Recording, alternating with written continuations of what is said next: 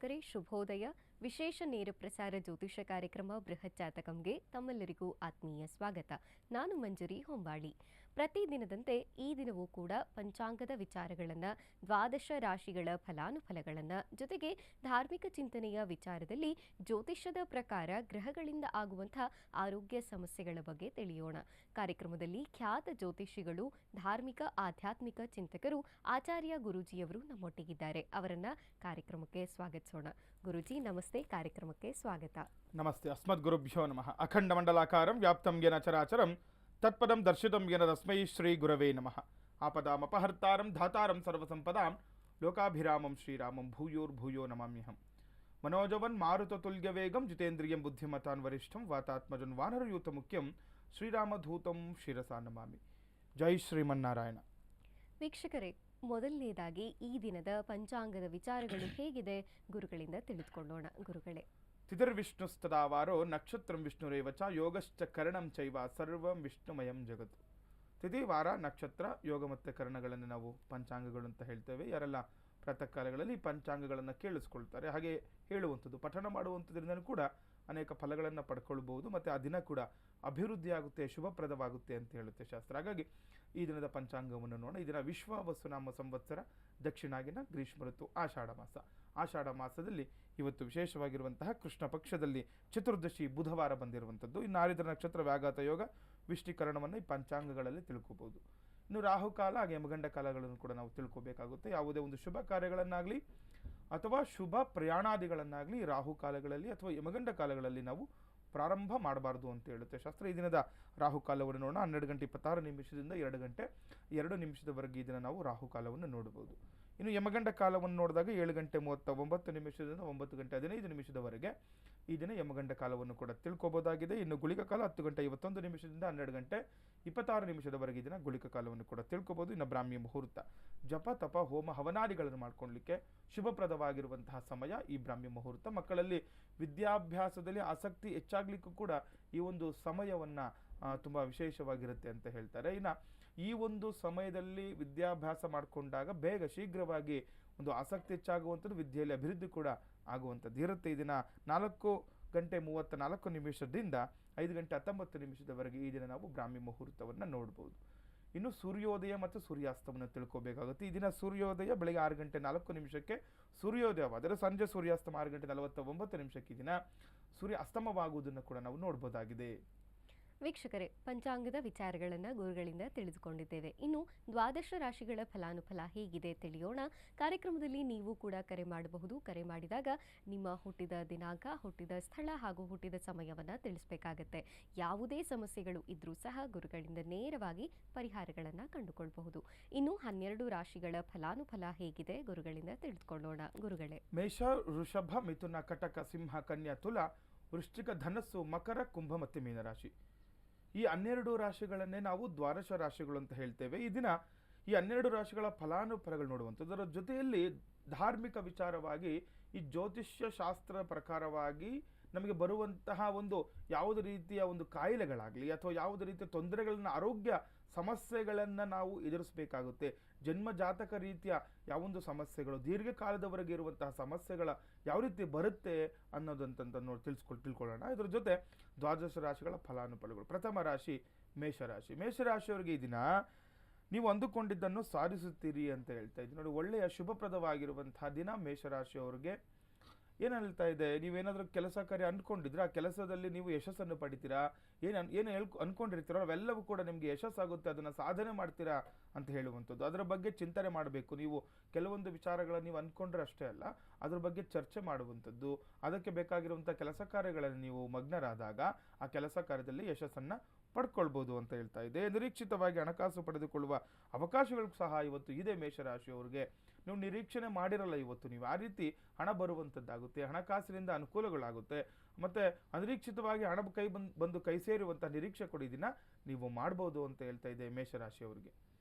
ಇನ್ನು ವೃಷಭ ರಾಶಿಯವರಿಗೆ ನೋಡಿದಾಗ ಈ ದಿನ ಹೊಸ ಯೋಜನೆಗಳ ತಯಾರಿಕೆಗೆ ಒಳ್ಳೆಯ ಸಮಯ ಅಂತ ಹೇಳ್ತಾ ನೋಡಿ. ವೃಷಭ ರಾಶಿಯವರಿಗೂ ಕೂಡ ಹೊಸದಾಗಿ ಏನಾದರೂ ಪ್ರಾರಂಭ ಮಾಡ್ಕೊಳ್ಳಿಕ್ಕೆ, ತಯಾರಿ ಮಾಡ್ಕೊಳ್ಳಿಕ್ಕೆ ಮುಂಜಾಗ್ರತೆಯಾಗಿ. ಯಾಕಂದರೆ ಇವಾಗ ನೋಡಿ, ಶ್ರಾವಣ ಮಾಸ ಪ್ರಾರಂಭ ಆಗುತ್ತೆ. ಇನ್ನು 2 ದಿನದಲ್ಲಿ ಶ್ರಾವಣ ಮಾಸ ಪ್ರಾರಂಭ ಆಗಿರೋದ್ರಿಂದ ನೀವೇನಾದರೂ ಹೊಸದೊಂದು ಸಂಕಲ್ಪ, ಹೊಸ ಚೈತನ್ಯ, ಹೊಸದಾಗಿ ಹುಮ್ಮಸ್ಸಾಗಿ ನೀವೇನಾದರೂ ಕೆಲಸ ಕಾರ್ಯ ಪ್ರಾರಂಭ ಮಾಡೋರಿಗೆ ಶುಭ ಕಾಲಗಳು ಬರ್ತಾ ಇದೆ ವೃಷಭ ರಾಶಿಯವರಿಗೆ. ಹಾಗಾಗಿ ಆ ಮುಂಜಾಗ್ರತಾ ಕ್ರಮಗಳನ್ನು ಈ ದಿನ ಕೈಗೊಂಡಾಗ ನಿಮಗೆ ಅದರಿಂದ ಅಭೀಷ್ಟ ಸಿದ್ಧಿ ಕೂಡ ಉಂಟಾಗುತ್ತೆ.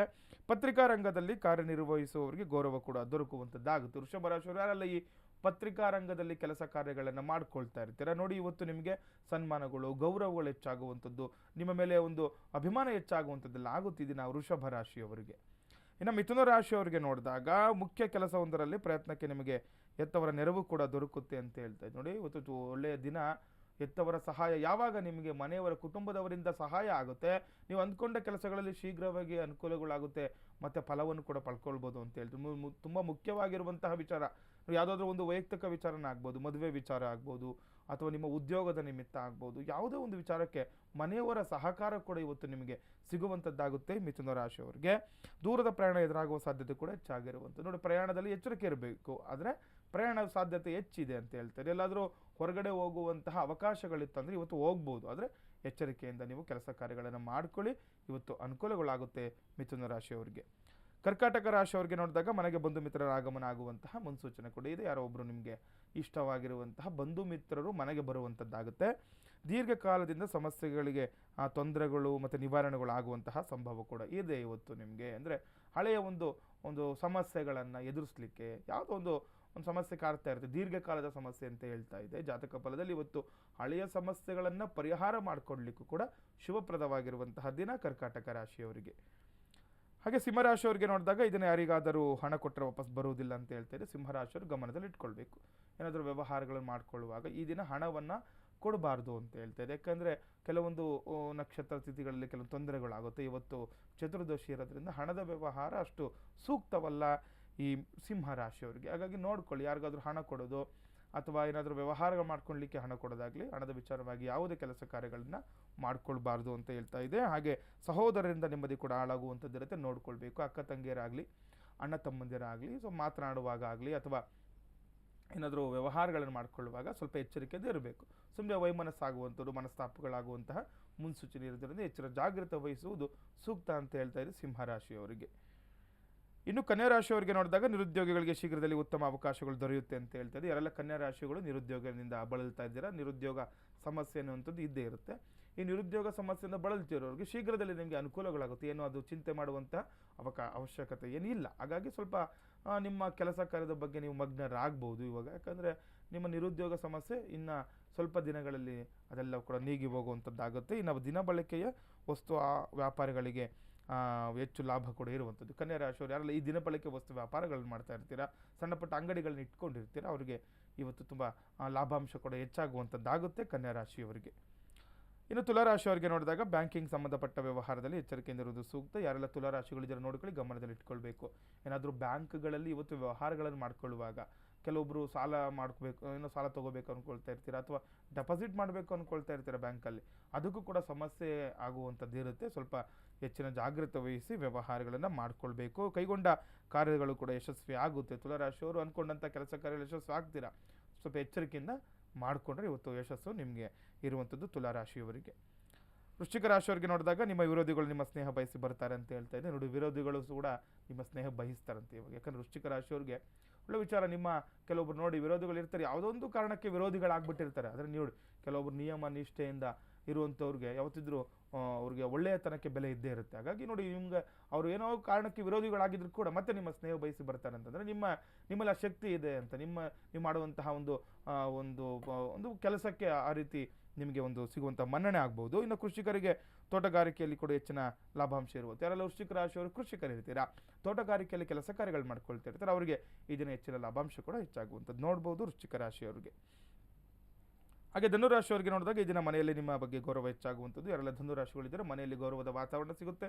ಕೆಲವರು ಹೇಳ್ತಾ ಇರ್ತಾರೆ, ಏನಾದ್ರು ಕೆಲಸ ಮಾಡ್ಲಿಕ್ಕೆ ಹೋದ್ರೆ ಬಿಡ್ತಾ ಇರಲ್ಲ, ಏನೋ ನಿಮ್ಮ ನಂಬ್ತಾ ಇರಲ್ಲ ಕೆಲವರು ಮನೆಯಲ್ಲಿ, ಏನಾರು ಮಾಡ್ತೀನಿ ಅಂತಂದರೆ ಇಲ್ಲ ಆಗಲ್ಲ ಅಂತಲೇ ಹೇಳ್ತಾ ಇರ್ತಾರೆ. ಈ ರೀತಿ ಆಗ್ತಾ ಇದ್ದರೆ ನೋಡಿ, ಇವತ್ತು ನಿಮಗೆ ನಿಮ್ಮ ಮೇಲೆ ಗೌರವ ಹೆಚ್ಚಾಗುವಂಥದ್ದು. ಯಾಕಂದರೆ ನೋಡೋಕೆ ಎಷ್ಟೋ ಕಷ್ಟಪಟ್ಟು ಏನೋ ಒಂದು ಕೆಲಸ ಕೈ ಹಾಕಿರ್ತೀರ, ಅದನ್ನು ಈಗ ಮನೆಯವರಿಗೆ ಅರ್ಥ ಮಾಡಿಸ್ಲಿಕ್ಕೆ ಸ್ವಲ್ಪ ಕಷ್ಟ ಆಗ್ತಿರುತ್ತೆ. ಇವತ್ತು ಅವರಿಗೂ ಕೂಡ ನಿಮ್ಮ ಒಂದು ಕೆಲಸದ ಒಂದು ಒಂದು ಅರ್ಥ ಆಗಿ ಅದರಿಂದ ಗೌರವ ಕೂಡ ಹೆಚ್ಚಾಗುವಂಥದ್ದಾಗುತ್ತೆ. ಈ ದಿನ ಆಸ್ತಿ ವಿವಾದಗಳಿಂದ ಆದಷ್ಟು ದೂರವಿರಬೇಕು. ಯಾರು ಧನುರಾಶಿಗಳಿದ್ರೆ ಗಮನದಲ್ಲಿಟ್ಕೊಳ್ಳಿ. ಕುಟುಂಬದಲ್ಲಿ ಸುಖ ಶಾಂತಿ ಇದ್ದರೂ ಕೂಡ ಈ ಆಸ್ತಿ ವಿಚಾರ ಅಂತ ಬಂದಾಗ ನೀವು ಸ್ವಲ್ಪ ಜಾಗೃತರಾಗಿ ಮಾತುಕತೆ ಮಾಡುವಂಥದ್ದು, ಇದರಿಂದ ಮಾಡ್ಕೊಂಡಾಗಲೇ ಗೌರವ ಹೆಚ್ಚಾಗುವಂಥದ್ದು. ಸುಮ್ಮನೆ ವಿನಾಕಾರಣ ಮಾತುಗಳನ್ನಾಡುವಂಥದ್ದು, ಕೋಪ ಮಾಡ್ಕೊಳ್ಳುವಂಥದ್ದು ಮಾಡಬಾರ್ದು. ಅದರಿಂದ ತೊಂದರೆಗಳನ್ನು ನೋಡ್ಕೊಳ್ಬೇಕಾಗುತ್ತೆ. ಧನುರಾಶಿಯವರು ಗಮನದಲ್ಲಿ ಇಟ್ಕೊಳ್ಬೇಕು ಈ ದಿನ. ಹಾಗೆ ಮಕರ ರಾಶಿಯವ್ರಿಗೆ ನೋಡಿದಾಗ ಪ್ರಯಾಣದಲ್ಲಿ ಎಚ್ಚರಿಕೆಯಿಂದ ಇರುವುದು ಸೂಕ್ತ ಅಂತ ಹೇಳ್ತಾ ಇದೆ. ಪ್ರಯಾಣದಲ್ಲಿ ತುಂಬ ಎಚ್ಚರಿಕೆ. ಮಕರ ರಾಶಿ ಯಾರಾದರೂ ಎಲ್ಲರೂ ಹೊರಗಡೆ ಹೋಗ್ಬೇಕಂದಿದ್ರೆ, ಏನಾದರೂ ಪ್ರಯಾಣ ಇತ್ತು ಅಂತಂದರೆ ಸ್ವಲ್ಪ ಹೆಚ್ಚಿನ ಜಾಗೃತೆ ವಹಿಸಿ. ಹೋಗುವಾಗ ಅಥವಾ ವಾಹನ ಚಲಾವಣೆ ಮಾಡುವಾಗ ಆಗಲಿ ಸ್ವಲ್ಪ ಎಚ್ಚರಿಕೆಯಿಂದ ಇರುವುದು ಸೂಕ್ತ ಅಂತ ಹೇಳ್ತಿದೆ. ವೈದ್ಯ ವೃತ್ತಿ ಹಾಗೂ ಸಿನಿಮಾ ಕ್ಷೇತ್ರದವರಿಗೆ ಉತ್ತಮ ದಿನ. ಮಕರ ರಾಶಿಯವರು ಯಾರೆಲ್ಲ ವೈದ್ಯಕೀಯವಾಗಿ ಮತ್ತು ಸಿನಿಮಾ ಕ್ಷೇತ್ರದಲ್ಲಿ ಕೆಲಸ ಕಾರ್ಯ ಮಾಡ್ಕೊಳ್ತಾ ಇರ್ತೀರಾ, ನಿಮಗೆ ಶುಭಪ್ರದವಾಗಿರುವಂತಹ ದಿನ ಅಂತ ಹೇಳ್ತಿದೆ. ನಿಮ್ಮ ಇಷ್ಟದ ಪ್ರಕಾರ ಕೆಲಸ ಕಾರ್ಯಗಳು ಕೂಡ ನಡೆದು ಹೋಗುವಂಥದ್ದಾಗುತ್ತೆ ಇವತ್ತು ಮಕರ ರಾಶಿಯವರಿಗೆ. ಹಾಗೆ ಕುಂಭರಾಶಿಯವರಿಗೆ ನೋಡಿದಾಗ ಆರ್ಥಿಕ ಒತ್ತಡಗಳು ಹೆಚ್ಚಾಗುವ ಸಾಧ್ಯತೆಗಳಿರುವುದರಿಂದ ಹಣಕಾಸಿನ ವ್ಯವಹಾರಗಳ ಮೇಲೆ ಹಿಡಿತ ಇರಬೇಕು ಅಂತ ಹೇಳ್ತಾ ಇದೆ. ನೋಡಿ, ಕುಂಭರಾಶಿಯವರು ಇದರ ಗಮನದಲ್ಲಿ ಇಟ್ಕೊಳ್ಬೇಕು. ಆರ್ಥಿಕ ಒತ್ತಡ ಹೆಚ್ಚಾಗುತ್ತಂತೆ. ಆರ್ಥಿಕ ಒತ್ತಡ ಅಂತಂದರೆ ಹಣದ ಅಭಾವ ಉಂಟಾಗುವಂಥದ್ದಾಗುತ್ತೆ. ಹಾಗಾಗಿ ಹಣ ಇದೆ ಅಂತೇಳಿ ನೀವು ದುಂದು ವೆಚ್ಚ ಮಾಡುವಂಥದ್ದು, ವಿನಾಕಾರಣ ಹಣವನ್ನು ವ್ಯಯ ಮಾಡುವಂಥದ್ದು ಮಾಡಬಾರ್ದು ಅಂತ ಹೇಳ್ತಾ ಇದೆ. ಇದರಿಂದ ತೊಂದರೆಗಳಿಗೆ ಸಿಕ್ಕಾಕಿಕೊಳ್ತೀರಾ ಅಂತ ಹೇಳ್ತಾರೆ. ಹಾಗಾಗಿ ನೀವು ಸ್ವಲ್ಪ ಜಾಗೃತೆ ವಹಿಸಬೇಕು. ಹಣದ ವಿಚಾರವಾಗಿ ಹಣವನ್ನು ನೀವು ಒಂದು ಇನ್ವೆಸ್ಟ್ಮೆಂಟ್ ಮಾಡುವಾಗ ಆಗಲಿ ಅಥವಾ ನೀವು ಹಣ ಇದೆ ಅಂತ ಹೇಳಿ ನೀವು ಅದನ್ನು ಕ್ರೋಢೀಕರಿಸುವಂಥ ನೀವು ಗಮನವನ್ನು ಕೊಡಬೇಕಾಗುತ್ತೆ. ಅದನ್ನು ಎಲ್ಲಾದರೂ ವಿನಾಕಾರಣ ಅದನ್ನು ಹಣ ವ್ಯಯ ಮಾಡ್ತಾ ಬಂದರೆ ಅದರಿಂದ ತೊಂದರೆಗಳು ಅಂತ ನಿಮಗೆ ಹೇಳ್ತಾ ಇರೋದ್ರಿಂದ ವ್ಯವಹಾರಗಳ ಮೇಲೆ ಹಿಡಿತ ಇಟ್ಕೊಳ್ಬೇಕು. ಹಣದ ವ್ಯವಹಾರ ಏನಾದರೂ ಮಾಡಬೇಕಂದ್ರೂ ಕೂಡ ಇವತ್ತು ಕುಂಭರಾಶಿಯವರು ಸ್ವಲ್ಪ ಜಾಗೃತರಾಗಿ ಹಣದ ವ್ಯವಹಾರಗಳನ್ನು ಮಾಡ್ಕೊಳ್ಳಿ. ಅದರಿಂದ ಕೂಡ ಅನುಕೂಲಗಳನ್ನು ಪಡ್ಕೊಳ್ಬೋದು. ಇನ್ನು ಕಡೆಯ ರಾಶಿ ಮೀನರಾಶಿಯವರಿಗೆ ನೋಡೋಣ. ಮಕ್ಕಳಿಗೆ ಹೆಚ್ಚಿನ ಪ್ರೀತಿ ತೋರಿಸುವುದು ಅಗತ್ಯ ಅಂತ ಹೇಳ್ತಾರೆ. ಎಲ್ಲ ಮೀನರಾಶಿಯವರು ಮನೇಲಿದ್ದಾಗ ಮಕ್ಕಳ ಮೇಲೆ ಪ್ರೀತಿ ತೋರಿಸೋದು ತುಂಬ ಅಗತ್ಯ ಅಂತ. ಯಾಕಂದರೆ ಮಕ್ಕಳ ನಡುವೆ ನಮ್ಮ ಒಡನಾಟ ತುಂಬ ಚೆನ್ನಾಗಿರಬೇಕು. ಮನೆ ಇರಲಿಲ್ಲ ಅಂತಂದರೆ ಅದರಿಂದನೂ ಕೂಡ ಕೆಲವೊಂದು ಮನಸ್ತಾಪಗಳಾಗುವಂಥದ್ದು, ಮಾನಸಿಕವಾಗಿ ತೊಂದರೆಗಳಾಗುವಂಥದ್ದಾಗುತ್ತೆ. ಹಾಗಾಗಿ ಸ್ವಲ್ಪ ಮಕ್ಕಳ ಮೇಲೆ ಸ್ವಲ್ಪ ಜಾಗೃತೆ ವಹಿಸಿ ಪ್ರೀತಿ ವಾತ್ಸಲ್ಯವನ್ನು ತೋರಿಸುವುದು ಕೂಡ ತುಂಬ ಅಗತ್ಯ ಅಂತ. ಇನ್ನು ಪತಿ ಪತ್ನಿಯರಲ್ಲಿ ಸಾಮರಸ್ಯ ಕೂಡ ಹೆಚ್ಚಾಗುವಂಥದ್ದು. ಮೀನರಾಶಿಯವರಲ್ಲಿ ಯಾರೆಲ್ಲ ಈ ಗಂಡ ಹೆಂಡತಿಯರು ಇರ್ತಾರೆ ಅವರಲ್ಲಿ ಕೂಡ ಸಾಮರಸ್ಯ ಒಂದು ಹೆಚ್ಚಾಗುತ್ತೆ, ಹೊಂದಾಣಿಕೆ ಭಾವ ಹೆಚ್ಚಾಗುತ್ತೆ. ಯಾವುದೋ ಒಂದು ಕಾರಣಾಂತರಗಳಿಂದ ತೊಂದರೆಗಳಾಗಿರ್ಬೋದು. ಈಗ ಪತಿ ಪತ್ನಿಯರಂದರೆ ಒಂದಲ್ಲ ಒಂದು ರೀತಿಯ ಸಮಸ್ಯೆಗಳನ್ನು ಅಥವಾ ಯಾವುದೋ ಒಂದು ಮನಸ್ತಾಪಗಳೆಲ್ಲ ಆಗಿರುತ್ತೆ. ಅವೆಲ್ಲವನ್ನು ಕೂಡ ಹೋಗಲಾಡಿಸ್ಲಿಕ್ಕೆ ಶುಭ ದಿನ ಅಂತ ಹೇಳ್ತಾ ಇದ್ದೆ. ಸಾಮರಸ್ಯ ಹೆಚ್ಚಾಗುತ್ತೆ, ಬಾಂಧವ್ಯ ಹೆಚ್ಚಾಗುತ್ತೆ, ಹೊಂದಾಣಿಕೆ ಹೆಚ್ಚಾಗುವಂಥದ್ದು ಕೂಡ ಇರುತ್ತೆ ಈ ದಿನ ಪತಿ ಪತ್ನಿಯರಲ್ಲಿ ಮೀನರಾಶಿಯವರಿಗೆ.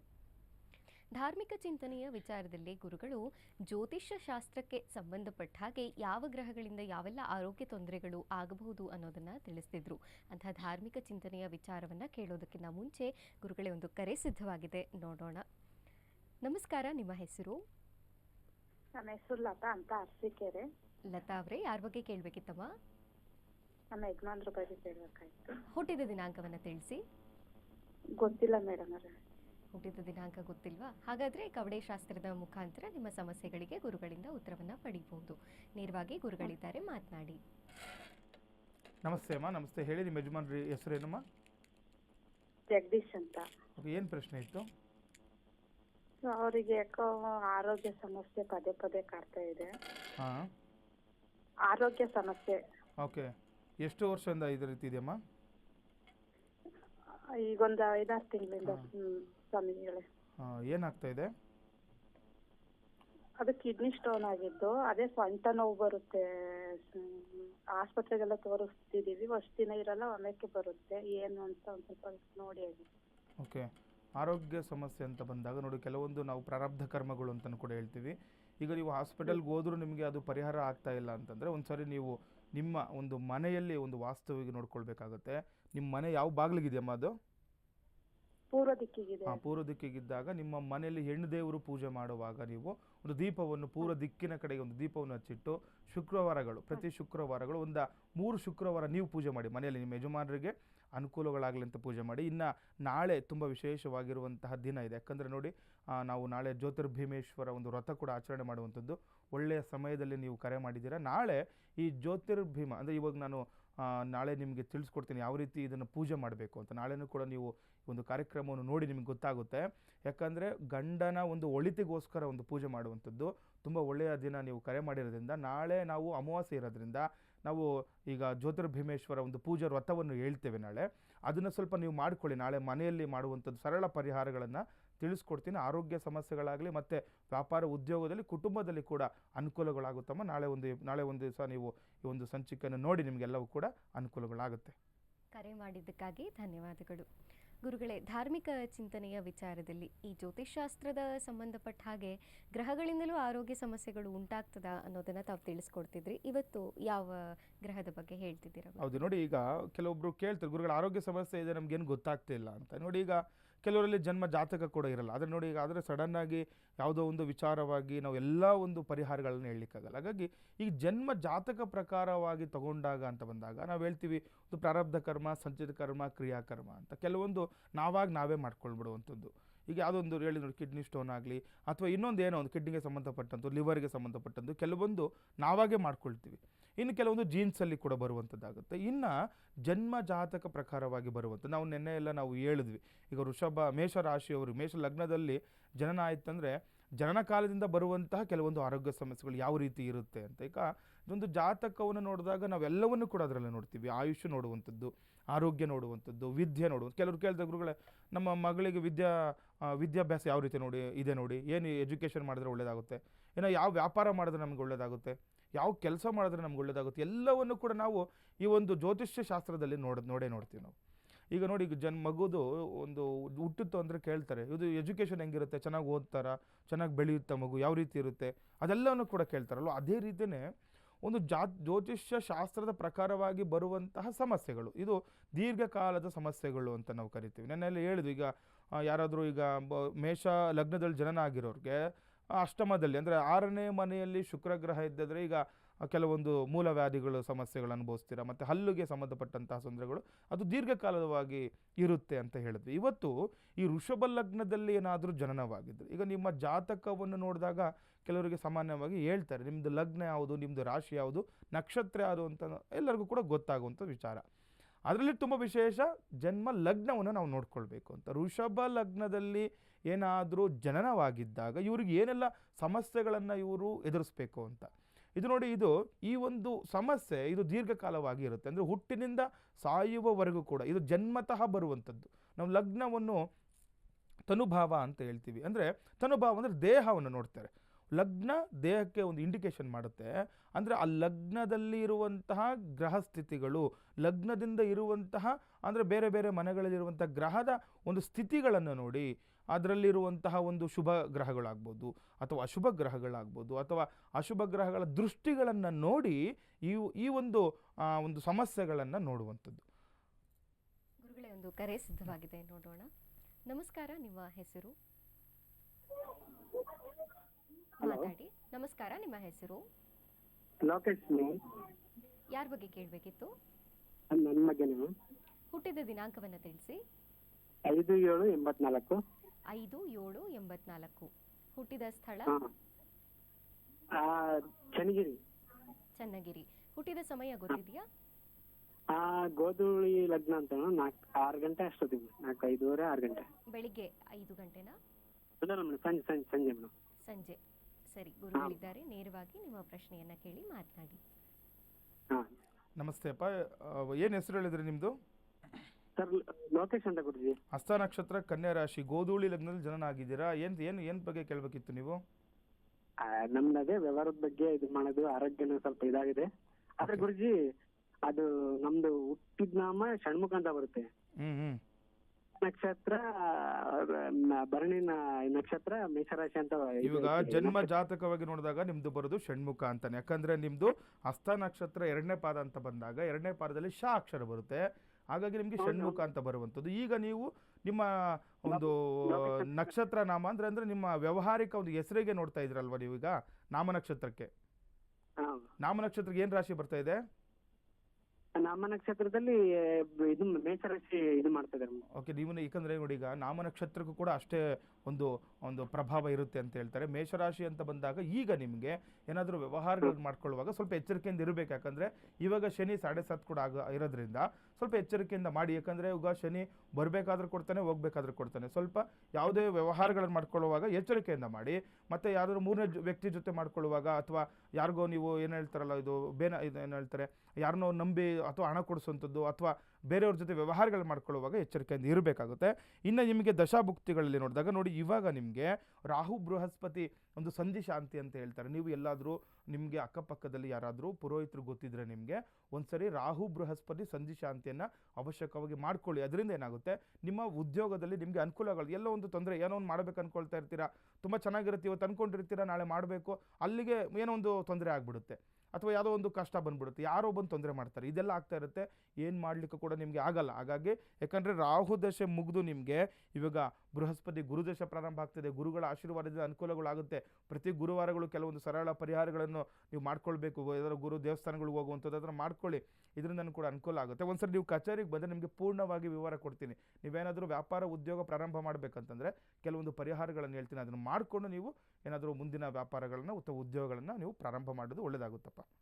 ಕರೆ ಮಾಡಿದ್ದಕ್ಕಾಗಿ ಧನ್ಯವಾದಗಳು. ನಿಮ್ಮ ಸಂಪೂರ್ಣ ಮಾಹಿತಿಗಾಗಿ ಸ್ಕ್ರೀನ್ ಮೇಲೆ ಕಾಣ್ತಿರುವಂತಹ ಗುರುಗಳ ಸಂಖ್ಯೆಗೆ ಕರೆ ಮಾಡಿ ಅಪಾಯಿಂಟ್ಮೆಂಟನ್ನು ಫಿಕ್ಸ್ ಮಾಡಿಕೊಂಡು ನೇರವಾಗಿ ಗುರುಗಳನ್ನು ಕಚೇರಿಯಲ್ಲಿ ಭೇಟಿ ಮಾಡಬಹುದು.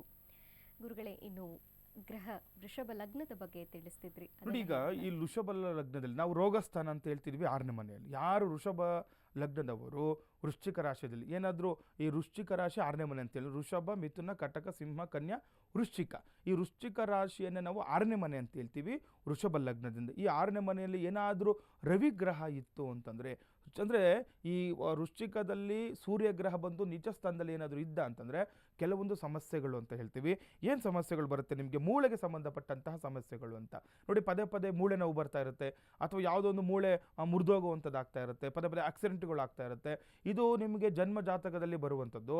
ಇದಕ್ಕೆ ನೀವು ಪರಿಹಾರಗಳನ್ನು ಅವಶ್ಯಕವಾಗಿ ಮಾಡ್ಕೊಳ್ಳೇಬೇಕಾಗುತ್ತೆ. ಇಲ್ಲ ಅಂತಂದರೆ ಇದು ನೀವು ಜನ್ಮ ಒಂದು ಜೀವನ ಸಾಗುವವರೆಗೂ ಕೂಡ ಇದನ್ನು ನೀವು ಅನುಭವಿಸಲೇಬೇಕು. ಒಂದಲ್ಲ ಒಂದು ರೀತಿಯ ಮೂಳೆಗಳಿಂದ ಬರುವಂತಹ ಸಮಸ್ಯೆಗಳನ್ನು ನೀವು ಎದುರಿಸ್ತಲಿರ್ತೀರ. ಹಾಗಾಗಿನೇ ನೀವು ಒಂದ್ಸರಿ ಜನ್ಮ ಜಾತಕ, ಯಾರಿಗಾದರೂ ಈಗ ಮೂಳೆ ಸಮಸ್ಯೆ ಬರ್ತಾ ಇದೆಯಾ, ಮೂಳೆ ಮೊಣಕೈ ನೋವಾಗುವಂಥದ್ದು, ಮೊಣಕಾಲು ನೋವಾಗುವಂಥದ್ದು, ಅಥವಾ ಬೆನ್ನು ಮೂಳೆ ನೋವು ಬರುವಂಥದ್ದು, ಇದು ತುಂಬ ಆಗ್ತಾ ಇರುತ್ತೆ.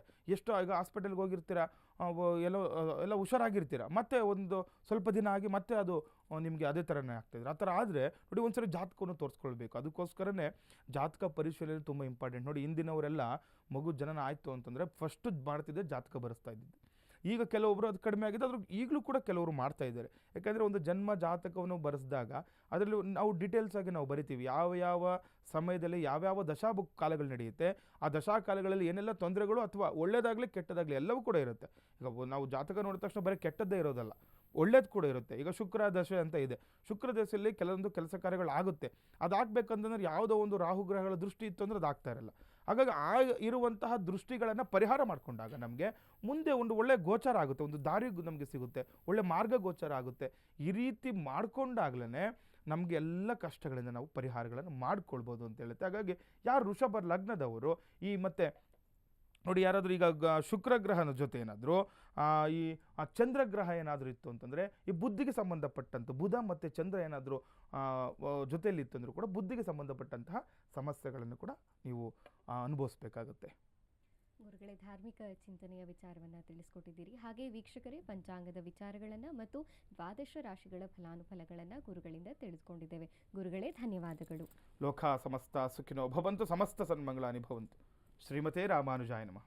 ವೀಕ್ಷಕರೇ, ಇದಾಗಿತ್ತು ಈ ಹೊತ್ತಿನ ವಿಶೇಷ ನೇರ ಪ್ರಸಾರ ಜ್ಯೋತಿಷ್ಯ ಕಾರ್ಯಕ್ರಮ ಬೃಹತ್ ಜಾತಕಂ. ಮತ್ತೆ ಮುಂದಿನ ಸಂಚಿಕೆಯಲ್ಲಿ ಭೇಟಿಯಾಗೋಣ. ನೋಡ್ತಾ ಇರಿ ಅಶ್ವವೇಗ ಸುದ್ದಿವಾಹಿನಿ. ಇದು ಸತ್ಯಾನ್ವೇಷಣೆಯ ಓಟದಲ್ಲಿ.